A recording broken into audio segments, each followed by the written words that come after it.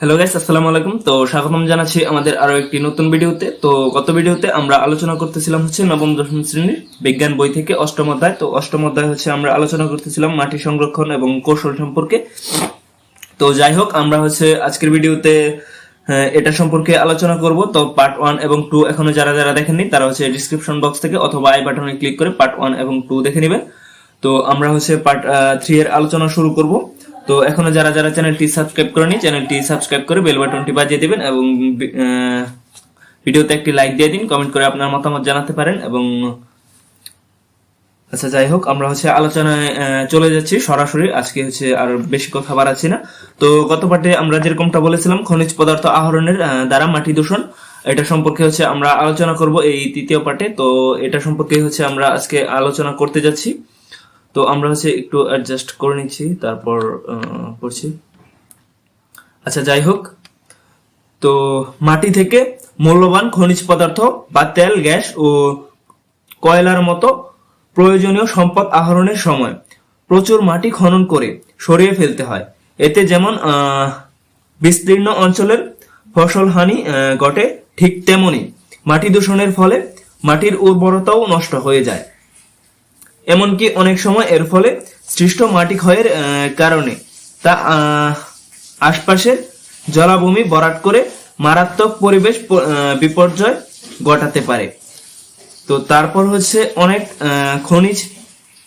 খনি বন এলাকায় থাকে, যে কারণে খনি খননের কারণে বনজ সম্পদ ধ্বংস হওয়ার পাশাপাশি পরিবেশ বিপর্যয় ঘটে, যার ফলে ওই সকল স্থানে মাটি দূষণ ঘটে। এছাড়া খনিতে অগ্নিকাণ্ডের দুর্ঘটনা যা সচরাচর ঘটেই চলেছে, ঘটলে তা আশপাশের বিস্তীর্ণ এলাকার মাটির উৎপাদনশীলতা নষ্ট করে দিতে পারে। তো এখানে বলা হয়েছে যে বিভিন্ন খনি সম্পর্কে বা তেল, গ্যাস, কয়লা এই সম্পর্কে। তো এইসব সম্পর্কে এখানে বলা হয়েছে। তো আমাদের পাশের এলাকা না, ঠিক কিছুটা দূরে একটা গ্যাসের খনি, গ্যাসের খনি পাওয়া গিয়েছিল। তো ওখানে একটা বিশাল এরিয়া জুড়ে সেখানে গজারি বন ছিল। ওই গজারি বনটা কেটে মাঝখানে ওই গ্যাসের লাইনটা বের করেছে, বা ওখানে একটা আমরা বলি গ্যাস ফিল্ড। তো ওই গ্যাস ফিল্ড তৈরি করা হয়েছে। ওখানে আমরা গিয়েছিলাম একবার।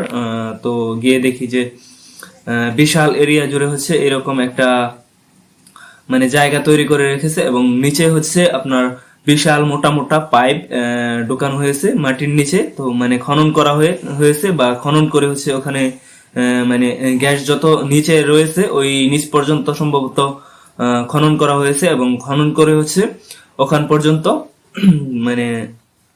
গিয়ে হয়তো চেক করা হয়েছে যে গ্যাসটা কি পরিপূর্ণ আছে কিনা, বা এই গ্যাসটা কি এখন উত্তোলন করা যাবে কিনা, এই সম্পর্কে হয়তো চেক করেছে, যার কারণে অতটুকু পর্যন্ত খনন করা হয়েছে। এখন ওইগুলা অফ আছে সম্ভবত, কারণ আমরা যখন গিয়েছিলাম তখন দেখেছি যে কোনো মানুষ টানুষ নাই এবং তেমন কোনো কিছু নাই আর কি। তো ওখানে